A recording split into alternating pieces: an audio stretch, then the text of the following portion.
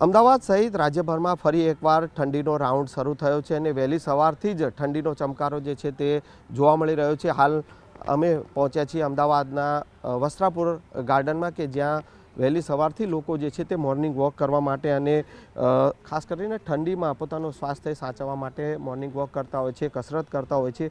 જે પ્રકારે ઉત્તર પૂર્વીય પવનો ફૂંકાયા છે અને કાશ્મીરમાં હિમવર્ષા થઈ છે અને તેની સીધી અસર જે છે તે રાજ્યમાં જોવા મળી રહી છે અને રાજ્ય ઠંડુગાર બન્યું છે। નલિયામાં 12 ડિગ્રી આસપાસ તાપમાન જોવા મળ્યું છે। અમદાવાદમાં 14.8 ડિગ્રી આસપાસ જે છે તે લઘુત્તમ તાપમાન જોવા મળ્યું છે અને જે પ્રકારે ઠંડા પવનો ફૂંકાઈ રહ્યા છે અને તેને લઈને હજુ પણ ઠંડી યથાવત રહેવાની આગાહી હવામાન વિભાગે કરી છે। અહીંયા હું રોજ મોર્નિંગ વોક કરવા આવું છું। ખરેખર કોર્પોરેશન આ એક ગાર્ડન બહુ સારો બનાવ્યો છે।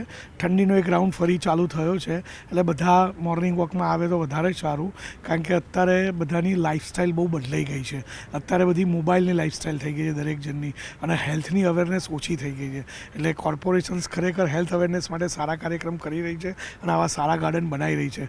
તો મારી દરેક નગરજનને વિનંતી છે કે દરેક જણ આવે અને આ ગાર્ડનમાં લાભ લે। આ ગાર્ડનમાં ખરેખર ચાલવાની અને સુરત દાદાનો તાપ ખાવાની બહુ જ આનંદ આવે છે। આ ગાર્ડન બહુ સારું છે અને હું રોજ સવારે 6 વાગે આવું છું। આજે થોડુંક મોડું થઈ ગયું છે, પણ હાલવાની ને દોડવાની બહુ જ સરસ છે અહીંયા। ને ઠંડી છે છતાં પણ આજે ઠંડી વધારે છે, તો પણ એમ કે અહીંયા આવીએ તો એમ થાય કે મજા આવે ને હાલવાની ને દોડવાની બહુ જ સરસ છે અહીંયા। રોજ આવવું જોઈએ, ગમે એવી ઠંડી હોય, પણ હું તો એવરીડે આવું છું। આજે જરાક મોડું થઈ ગયું, બાકી 6 વાગે એવરીડે હું આવું જ છું।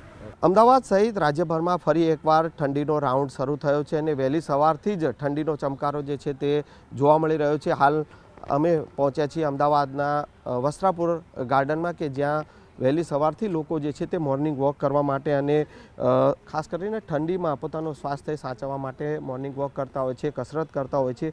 જે પ્રકારે ઉત્તર પૂર્વીય પવનો ફૂંકાયા છે અને કાશ્મીરમાં હિમવર્ષા થઈ છે અને તેની સીધી અસર જે છે તે રાજ્યમાં જોવા મળી રહી છે અને રાજ્ય ઠંડુગાર બન્યું છે। નલિયામાં 12 ડિગ્રી આસપાસ તાપમાન જોવા મળ્યું છે। અમદાવાદમાં 14.8 ડિગ્રી આસપાસ જે છે તે લઘુત્તમ તાપમાન જોવા મળ્યું છે અને જે પ્રકારે ઠંડા પવનો ફૂંકાઈ રહ્યા છે અને તેને લઈને હજુ પણ ઠંડી યથાવત રહેવાની આગાહી હવામાન વિભાગે કરી છે।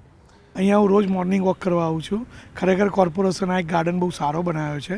ઠંડીનો એક રાઉન્ડ ફરી ચાલુ થયો છે એટલે બધા મોર્નિંગ વોકમાં આવે તો વધારે સારું, કારણ કે અત્યારે બધાની લાઈફસ્ટાઈલ બહુ બદલાઈ ગઈ છે। અત્યારે બધી મોબાઈલની લાઈફસ્ટાઈલ થઈ ગઈ છે દરેક જણની, અને હેલ્થની અવેરનેસ ઓછી થઈ ગઈ છે। એટલે કોર્પોરેશન્સ ખરેખર હેલ્થ અવેરનેસ માટે સારા કાર્યક્રમ કરી રહી છે અને આવા સારા ગાર્ડન બનાવી રહી છે। તો મારી દરેક નગરજનને વિનંતી છે કે દરેક જણ આવે અને આ ગાર્ડનમાં લાભ લે। આ ગાર્ડનમાં ખરેખર ચાલવાની અને સુરત દાદાનો તાપ ખાવાની બહુ જ આનંદ આવે છે। આ ગાર્ડન બહુ સારું છે અને હું રોજ સવારે 6 વાગે આવું છું। આજે થોડુંક મોડું થઈ ગયું છે, પણ હાલવાની ને દોડવાની બહુ જ સરસ છે અહીંયા।